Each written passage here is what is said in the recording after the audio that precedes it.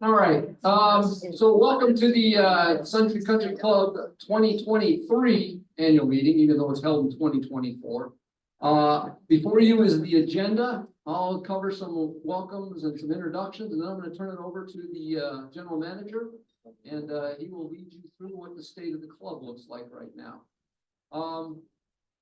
First of all, the current board is listed up here.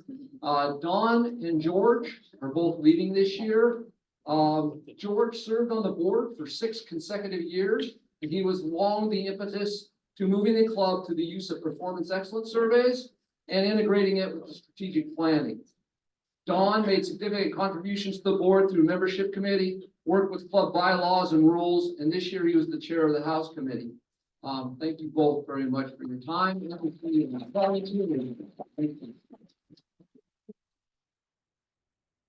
The leadership team, and I thought this was a great idea. Mr. Stone said, let's introduce the entire leadership team so you guys all know who they are, and you can come talk to them, you can visit with them, you can say hi when they're out and about. First of all, Rob Stone, I think most of you know him, general manager. We have Cindy Parr, the director of finance, and the AGM, sorry. And then we have Mike Johnson, director of golf. John Cockerham, the director of agronomy. We have Anna Collins, charge of membership. Mr. Jim Tills, who's in charge of food and beverage, and I don't think he's here. Good. Keep your head out, Jim. We have Mr. Paul Davis, our tennis director of tennis. We have one that a lot of you probably don't know, Mr. David Doringa. He is our facilities. And then Alyssa Wharf is the director of HR. Okay, folks, in case you didn't know, we have a whole lot of standing committees. We may have the most standing committees I've ever seen in a country club, but those are all our standing committees, and I hope that you have all signed up to participate in the governance of this club through those committees. I just want to point out what they all are and where they are, and I hope you've all signed up. Without further ado, I will turn this over to Mr. Stone. Thanks, Mr. Slaughter. Appreciate it. Thank you all for coming tonight. We'll try to progress through these slides as quickly as we can. I was told to try to beat last year's 3-hour marathon, so I'll do my best.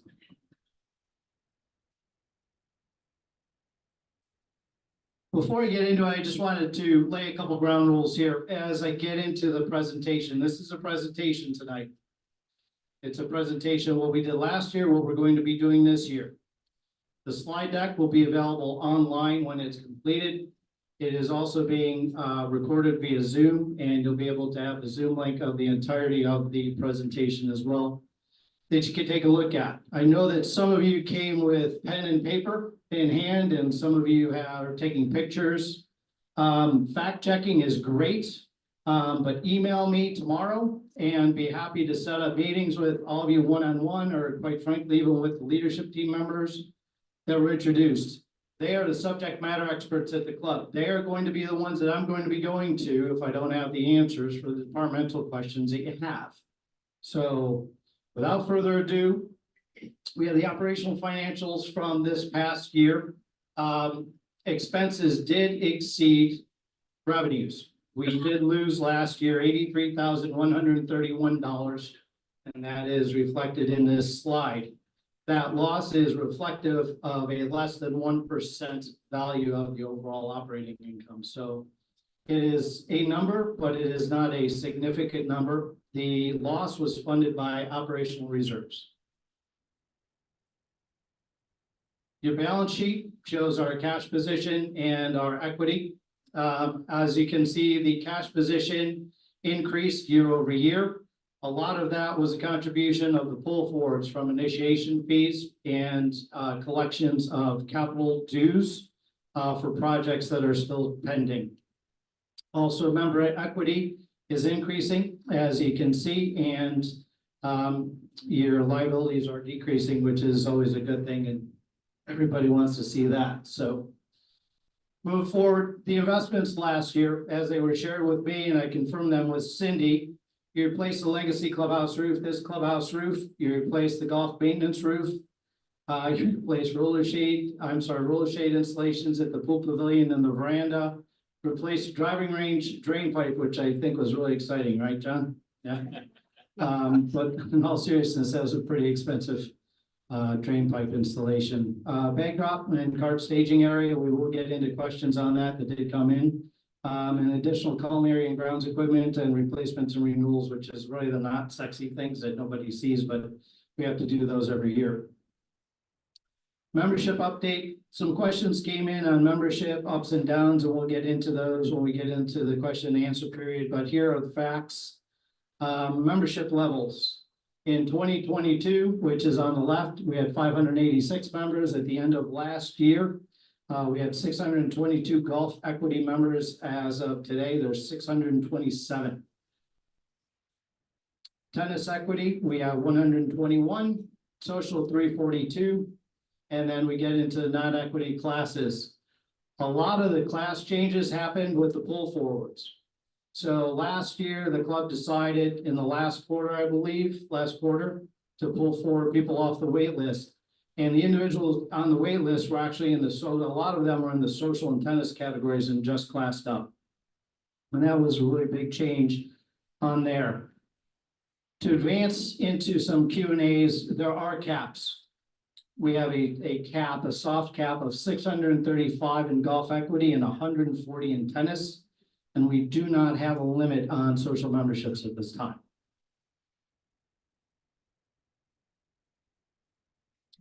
Demographics are always a fun one. These will be fun ones as we progress, as our average ages go up and down in the numbers. So numbers are, we count 1,193 memberships. Then we add in the spouses and the dependents, and we come up with 2,612 individuals that we have to take care of and service every day here on the property. Of those demographics, the primary average age is 60.9 years. Those primary members like to marry younger. The spouses are 59.8. Dependents are 16. We have 25% of our memberships have dependents in their homes, and dependents are not counted as a spouse or a significant other. They're counted as a child. So only 25% of our membership carry children in their households right now. That is going to be an interesting number as we move year over year over year, and we see what the gentrification of Brevard County and Vieira and Melbourne are going to look like. That's going to be an interesting one to watch. The wait list, you asked about the wait list. This is the wait list as of today. Okay, so we have 3 on the wait list. Those 3 are in golf. They were told that their membership was going to be activated a couple years out, and they are not ready to join yet. So we're just going to let them cook there for a little bit. Performance Excellence Survey. I know that all of you completed it, and I appreciate that. I did take a peek at the verbatims, all your write-ins, which quite frankly is really what I'm looking for when I'm reviewing surveys, because that's really where the nuts and the bolts of what we need to do to move forward and to make you happier is.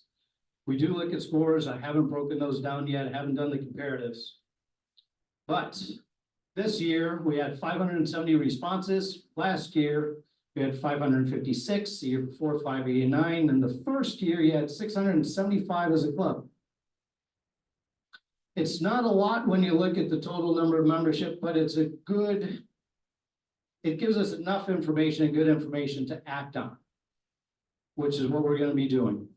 Now, part of the reason I think that this number has not increased and there has been a real good attraction and stickiness to it is we haven't done anything with the information that you gave us.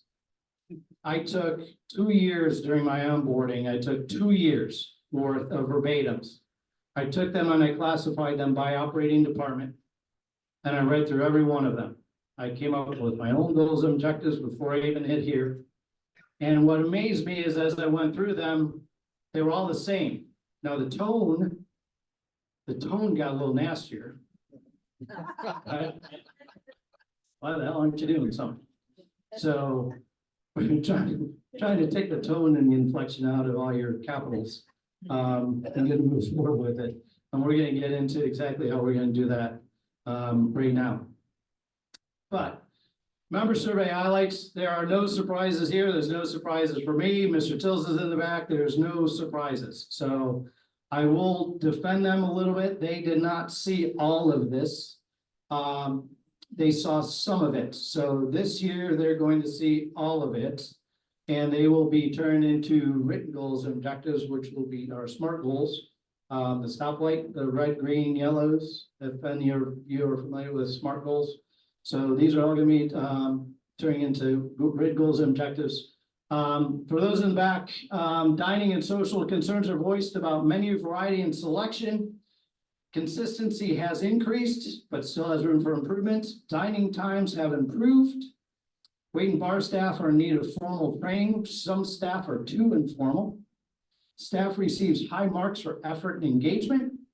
Rules need to be enforced, specifically as a dress code. And food service selection and service needs improvement. So again, feel free to stop me or Jim afterwards and you can add to this, but we have pages and pages and pages of information. Additional highlights, the member survey highlights in tennis. Tennis players are generally pleased with their experience. Tennis members are uninspired. Trying to be nice. Uninspired by non-playing conditions, fences, landscape, upkeep, tennis professional shop. We'll be talking about that. The landscape anyways. Would like themed events, triples and mixers. Players would like new and upgraded furniture. Well, I actually talked about that today. Better coordination between tennis and food and beverage options for events and post-tennis days. So they have made the list. Golf operations, rules enforcement was a leading comment throughout the section from last year and actually the one you just finished, which is just bizarre to me. Attention to details, cart towels, scorecards, pencils, water stations out of stock, etc. are an area of focus. Ranger was requested to monitor play on both courses. I know that we do have a ranger that floats between both. You can continue to share feedback with me and Mike about that effectiveness. And if you think that the person is effective, we'll be happy to listen. And consider longer operating hours in the pro shop. Golf operations continued, additional training of outside staff, cleanliness of carts, smoking while on duty, etc. There's a little bit of a laundry list in there that Mike will be getting. Driving range oversight is noted throughout, restocking, enforcing the mat rule, target ranges are inaccurate, I guess, often, sometimes. Improve, add new softcut lines, and add additional items for women. Greens and grounds operations, course condition, including bunker raking, edging, maintenance was mentioned frequently as an area of improvement, and cart paths and conditions are deteriorating. We are aware of that. As we get moving forward, we'll talk about Classic as we roll into this a little bit deeper. We'll start talking to the membership and share with all of you mowing frequencies, raking frequencies, and increasing those in man hours. We're not going to bore you and get into the details of it tonight, but that is coming your way here soon. Switching over into operational goals. So all the information I shared with you that we learned from your surveys are turning into operational goals. So financial goal, we need to make this broader and deepen it a little bit, but essentially it's to enhance a long-range cash reserve and a debt reduction plan. We'll talk about this again in your Q&As. Some of you sent in some questions asking where a debt position currently is, the principal, the interest, what pull forward or pay forward on it. So we'll talk a little bit about that. As I talked about, all departments have formal goals and objectives. I have goals and objectives that will become the board's goals and objectives as well. So we go forward. Mine are a little obviously higher than the departmental levels. And the departmental level goals and objectives are in writing. They'll be adopted by the operating committee, and those will be the standards by which they're going to be operating for these next 9 months of the fiscal year. Membership improvements use departmental and performance excellence driven surveys to direct proper time and resources to improve experience and share the results with the respective committees. So we are going to put everything on some type of measurable scale so we can share with you what our improvements are. And it's going to force a lot of conversations and the push-pull about resources, human resources, and financial resources. We're going to continue to improve food and beverage experience at Suntree. There's no doubt about it. They need to improve. There's no surprises with Jim. I just started last week. I engaged a search firm for a new executive chef. That will take about 90 days. There will be a very small search committee that's going to be formed. I would risk saying it's a national search. It's really tied to the eastern seaboard and goes up into as far north as Maine. So that's really what we're looking for as far as bringing in a chef that has private club experience, heavy a la carte focus. We do about 80% of our total food and beverage volume is a la carte. I know that might not mean much to any of you, but it is a significant number in our business, and it is a huge focus, and there's a lot of room for growth for us. Introduce member learning events with the department directors and general manager on ongoing focus groups to answer specific operational forward-thinking questions and improve communications. Great example of this is the Coffee and Conversations. We started 2 weeks ago. We have another one this coming Wednesday morning at 8 o'clock in the Palm Restaurant with John Cocker and Mark McCumber, who's our golf course architect. And we're going to talk about the classic course and the renovations and refurbishment and all the details, and we'll get into some of those questions here tonight too that you asked. Staff improvements, better high quality formal training environments for all department staff on a regular scheduled basis. What that means is classroom style. So everybody's going to get into a classroom. There's going to be a written test. There's going to be pass fails. There'll be retraining, and it'll be ongoing. It'll be on a quarterly basis for all staff. And then we'll do continual training on a daily basis by the departments when they do stand up. So before we open the department in the morning for lunch or dinner, or Mike opens his operation in the morning, they'll go through the day-to-day business, what's coming for that day. And then probably the next couple of days is usually an outlook that we use, about 3-day outlook.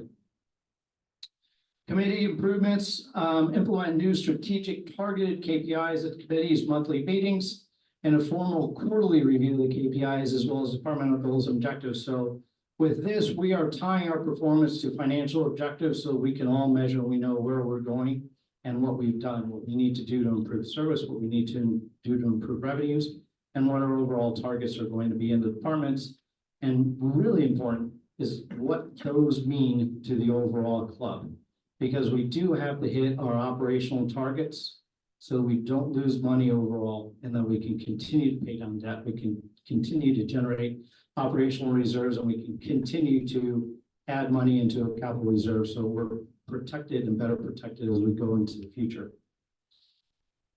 Master plan. So we're not going to get into master plans tonight. We will have meetings later, but right now what we're really just focused on is operations and what we're going to really take care of this year in the capital program. So we're going to focus on completing committed capital projects that we have committed to this year. And those projects are the classic course refurbishment. So to advance some of the questions that have come in, we are shutting down beginning on March 25th, number one, and then the entire course shuts down on 29th,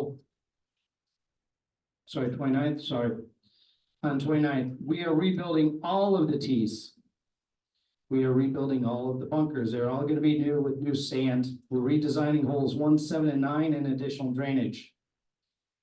For those of you out there who think that we're adding all kinds of black tees, we're actually adding 3. And it will stretch the golf course to 7,160 yards. And that is all. So there is a Q&A in here that I'll give you a little bit more detail that helps you with that. 5 new pickleball courts, construction set, earth moving in mid-May. The permit was in with the county. It has taken a lot longer than anybody could ever imagine. We did get comments back from the county. We responded, and we're just waiting for a photometric test, which is actually the court lighting. for the pickleball, and then we're still targeting mid-May, so we'll keep everybody up to date. New fitness room is coming online this week. So tomorrow, you'll start seeing more construction downstairs in the cabana. We're putting rubber material, rubber flooring through the entire cabana. And then the days preceding, we'll be putting in all the exercise equipment. There'll be cardio equipment and there'll be weight equipment. I've talked to some of you since that email went out.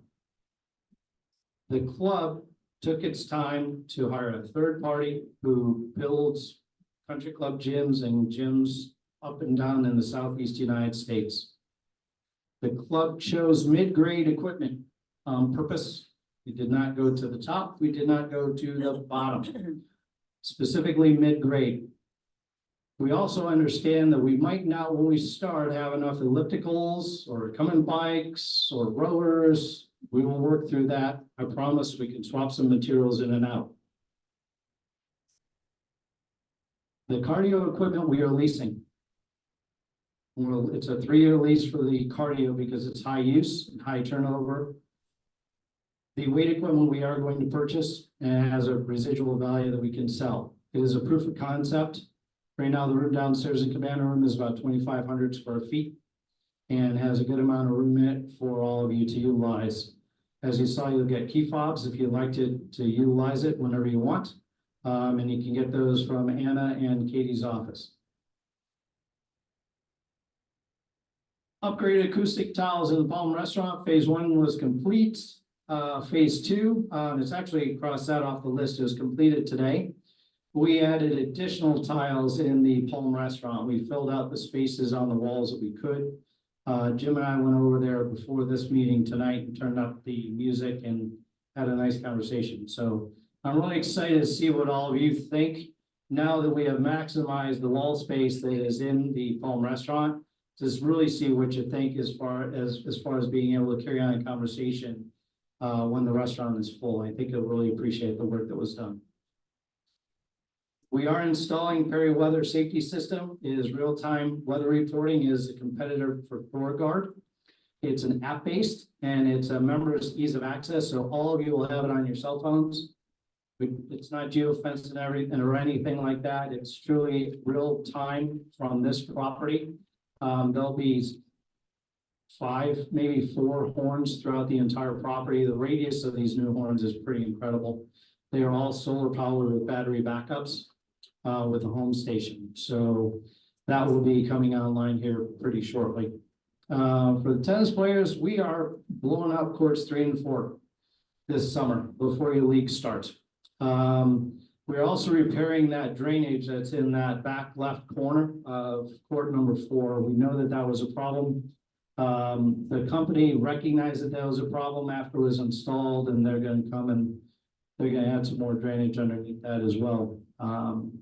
We're also replacing all the lights on courts 3 and 4. So they're going to go inside the play areas to outside the fences. Dave and I were actually just talking about that before we all came into the room. That's going to probably come online here by June or July. We need to get that electrical work done before we can rehab and resurface the courts. And Dave Drenga, who was just introduced, he got a new pickup truck. So he's all excited this year. So I'm going to take just a quick little sip of water here before we really get into the fun stuff. And I set these slides up on purpose, and you'll see why in a minute.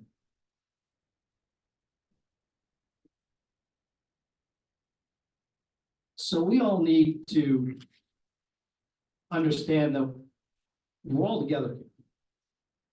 And there's a lot of staff here that are here for the sole purpose to make all of you happy. And you need to remember that. I also need to remember that it's a privilege to be here. It's great to be here. We're doing a lot of good things. We have a tendency in this business on this side to really focus on the negative all the time. So we need to understand that we're in this together, please. And as we move forward, respectful conversations, respectful tones. I understand that I can't make you happy all the time, but I promise I'm trying. And they are trying. They really want to make you happy. In our business, we say, if we can get 80% of you happy, Most of the time, we're doing really good, and we'll clean up the other 20% as we pick up. But we do collect markers and we will get around to you, I promise. We will answer all of your questions. How you take that answer is completely up to you. And I'm trying to joke with this. Please, I'll answer any question that you have, and I'll be honest with you. There's some of them I can't help you with, and you get really ticked off at me. So I will find ways to work around. I will find ways to help you achieve what you want. But there's 2,612 people on this property that have to follow the same rules. And it's our job on the leadership team to make sure they're applied the same way. So the first question is a fun one.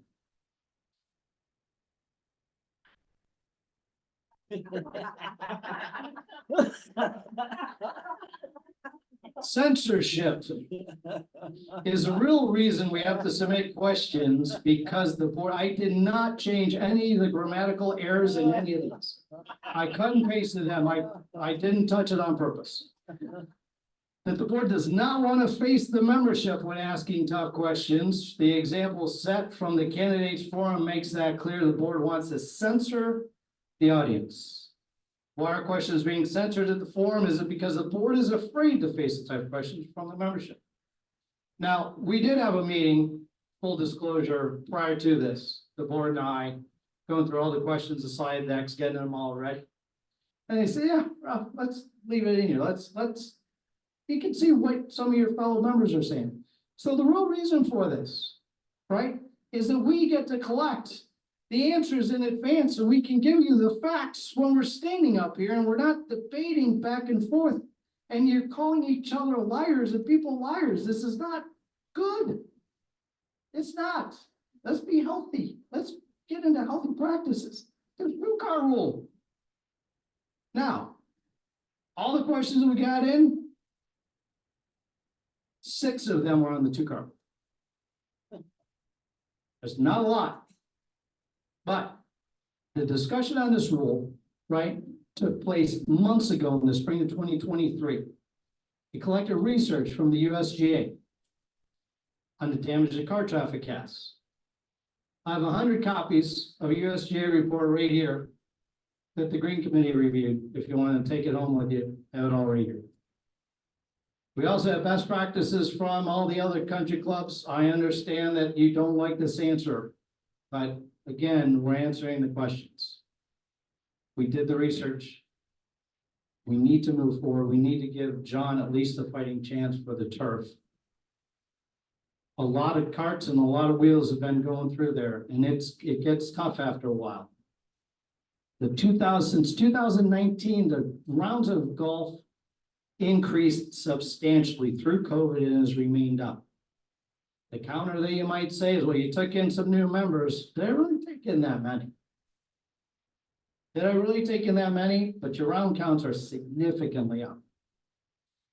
So, did the club conduct research? Yes. Could the new rule have been implemented easier and better? Sure. Yes. How many more weeks in advance would you like us to tell you that we're going to change the rule and you're probably not going to like it? Cart fee charged for riding in a private cart? Yes. Yes, you are. I did not change that. This board did not change that. The committees did not change it. That has been in place for years. Financial questions. Is it true the club has put themselves in such a hole that the members are going to be assessed? No. How can we let in so many new members at increased rates, raise dues, and still cannot meet our financial objectives? We are. What are your plans for producing capital now that we've burned through the waiting list? Capital fees and the initiation fees fund all of our capital projects. That's how we get funded. What are our plans for producing capital now that we have burned through a wait list? To answer that one, does the board have an appetite to pay off the loan early? I'm in favor of paying off our loan early, even a little more than what we are able. So am I, and so is the board. It is currently under review. There's some money that is currently carved out in this fiscal year. We need to get the new board seated and do some reviews and take a look at what the pull forwards and the effect look like. But the answer is yes. Please explain the strategic plan and how it's related to capital spending and the board's responsibility. There's a meeting in the next few months, and the strategic plan is going to be laid in with a funding plan. And we will be having a meeting and sharing all the information with you, how we are going to handle this on the go forward. Is the board planning to increase membership monthly fees in 2025? Dues increases are based on departmental programming and cash needs based on the feedback from the performance excellence survey. So if we're adding more services, we are going to need more money, and it is likely that your dues will increase again next year. Do you feel there are any current expenses, labor-wise, operational CapEx that are currently running too high? And if so, what do you think they are and how will you address them? I do not feel that our operating expenses are too high. I believe that we have the right number of people in place right now. We will be making some adjustments as we go forward, but I do not see a need for an immediate increased headcount or operational expenses. And quite frankly, the budget's already set and I have to abide by it. So what is the total debt and the interest rates and the monthly payments are being made?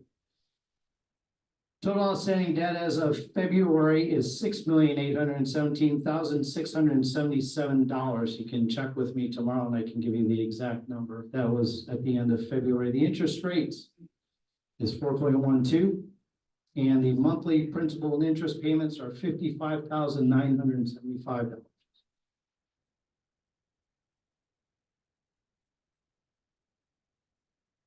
General questions. Paddle tennis has been excellent for growth of our club, and its expansion paid dividends for years to come. How important to you is it that we grow aquatics, seeing this is typically a huge component? The aquatics programming needs to be reviewed. It'll be reviewed this summer. I don't have enough experience with our kids camps yet. I know what the numbers are. I'm going to withhold judgment and sharing my opinion on those right now. But we will review the programming and the ability to build a swim team and utilize it for additional aquatic-based exercises and programming.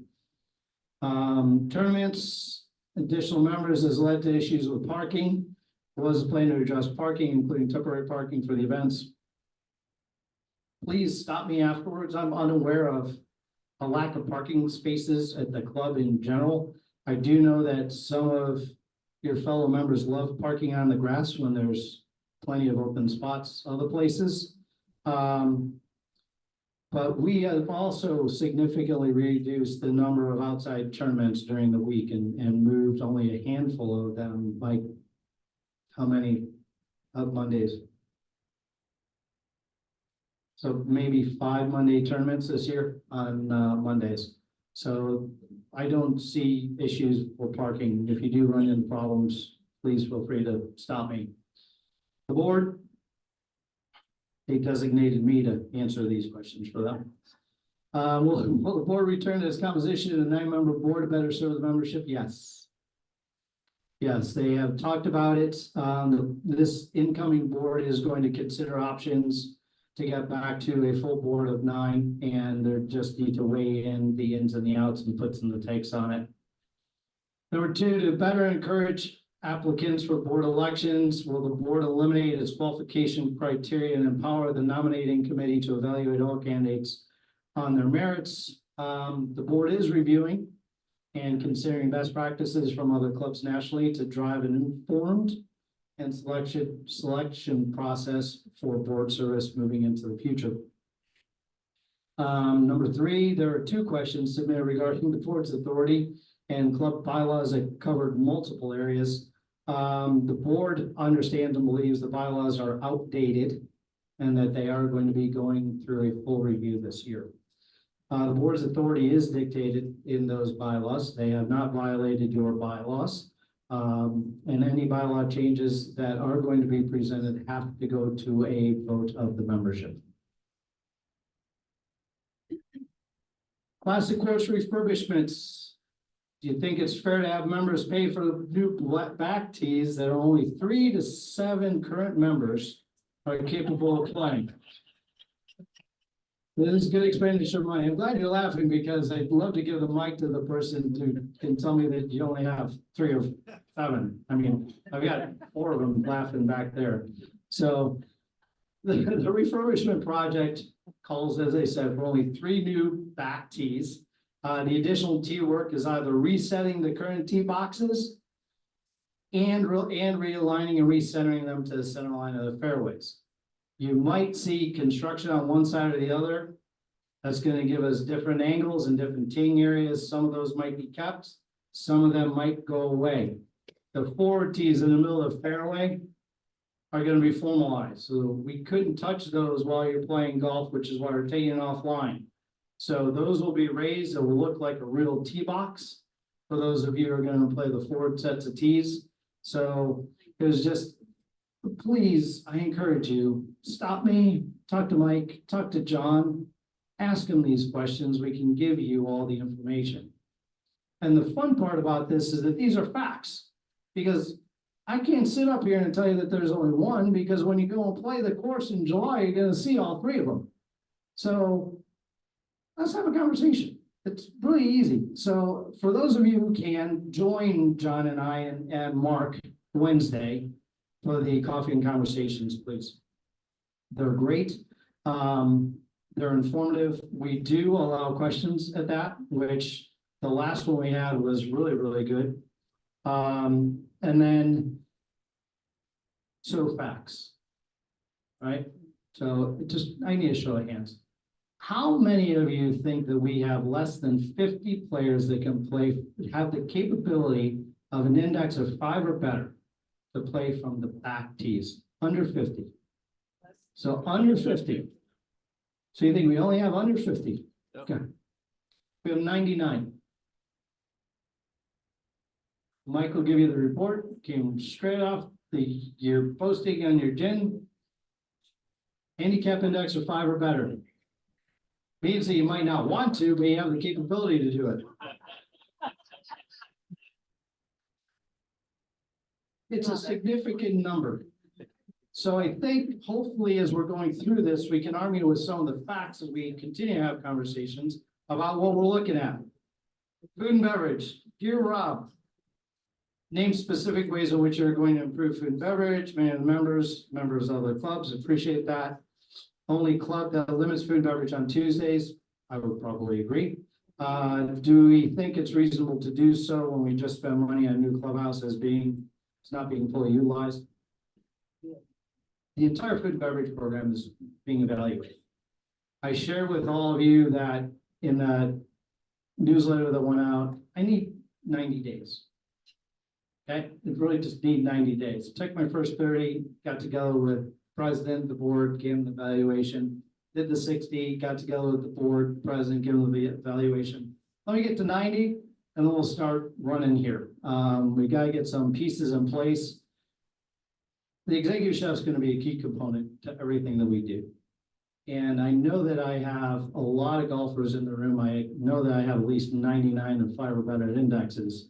But I will say that food and beverage is a key component to everything that a private club does, because you don't play golf and come in and not have a drink or grab a bite to eat. You don't play tennis without trying to stay here. So we will be focusing on food and beverage. We will be getting it right, and it'll be progressive, measured improvements as we move forward. Can have a larger dinner menu. I'm unfamiliar with the Suntree room, but people I talked to, it wasn't much bigger than what we currently had. But I will tell you that with the new chef, we're going to be looking at dining options. I have a building over here that I inherited that is dark often. I have a Suntree room that I know that a lot of you like that is dark. So I need to get collaboration between the executive chef, Mr. Tills, the front of the house servers. There's a lot of cool things that we can do to take advantage and have multiple dining outlets running at the same time with different experiences. It is the new wave of private clubs. There's a lot of them down in South Florida that do it. It doesn't mean it's going to be, extravagant steakhouse or anything, but there's a lot of really cool concepts and pop-up restaurants that we can do. What's the club plan? What's the new management plan to do food and beverage section overall social experience? We need to broaden out everything that we do here. Our social programming is shallow. We need a lot more. We need to hit all the demographics. We need to hit junior programming. We need to hit men. We need to hit women. We need to hit adults. We need to hit special groups. I know that we have the wine society, which is great, but there's a lot of different things that we can do. And there's a whole bucket list that we're going to really start getting into and throwing in that. Membership, how many golf equity members have left the club since July 1st? And are you tracking the reasons for leaving? Please share info with the membership. 12. We lost 12 equity golf members. They resigned since January 1st. The reasons they gave Anna for health, relocation, and a dues increase. Golf operations, cart station needs to be reviewed and backdrop area needs to be addressed. I agree, so does Mike. We have a couple ideas. We don't have the funding this year to do it, but we need to move it forward through the golf committee and start taking a look at a proper backdrop on the property. Could there be a designated handicap golf cart parking spaces? Places established on driving range for golf disability. Could there be no children allowed in driving range for risk of injury? I would say see Mike and Steve Ford for golf lessons. If you're worried about kids on the driving range, we can work with, I haven't heard of any issues that we have with accessibility to the driving range, so we're really not going to take a look at that right now. I'm not familiar with the last one. Complaints about slow play, plans to have a ranger on the course during busy times, Tuesdays and Thursday mornings. Toilets and restroom between 4 and 5 classic. Dave. Did not flush properly. The plumber was working on them and said they were the wrong type.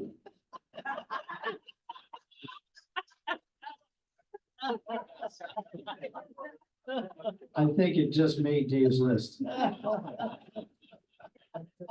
I'm not familiar with slow play issues. I don't think Mike is familiar with slow play issues. If there are, let us know. Just on a little bit of a side note, I think it's important for you to know that we do closing reports at the club. And what the closing reports are, they're daily diaries. Essentially from the time that the door opens in the morning until the time that we turn the lights out in the golf operations and food and beverage. Those closing reports are sent to the manager of the department and myself. Those closing reports include rules violations, dress code violations, cart violations, slow play issues, staffing issues, bad food service, issues in the golf professional shop, everything. And the reason that they were implemented was because every morning when we wake up in our inbox is a closing report. So we know exactly what happened the day before and what Mike and I and Jim, what we need to address as we move forward. So our communications are starting to improve. There's really been no surprises. We've been able to adjust and pivot relatively quickly on day-to-day basis with changes and concerns that you have. I would encourage you to keep the questions coming in. See the department heads. Better yet, see the department heads first. If they don't give you the right answer, come to me. I'll be happy to talk to you more. If we don't give you the right answer, these people over here, the board of directors, you can definitely go see them next. The challenge that I am operating through and my team is operating through and your team is operating through is that you're going to the board first. What happens is that they call me. I call them. They do the research. I call the board member back and say, who was it? Are you going to call them or am I going to call them? And then we both figure out who's going to call the member back. Why I'm sharing this is if you just go to Mike and he can answer you the question right away, you're not engaging a full day's worth of work, 8 hours, for us to track things back and forth and track staff and get the answers and the right facts. So please, I implore you, start talking and engaging the staff and trusting them. And if they're not doing their jobs right, come talk to me. You need to let me know why, so that I can help. If I'm not doing my job right, go to my boss and tell him why I'm not doing my job right, what I need to improve. I am not perfect. We are not perfect. We're here to improve. We're here to get better. We're here to learn. We're here to educate each other and get smarter as we go through this. And that's really what this is all about. All of us together, it's a social club. So y'all went through an election for your new board. Your new board of directors are Mr. John Brightfeller and Dr. Scott Miller.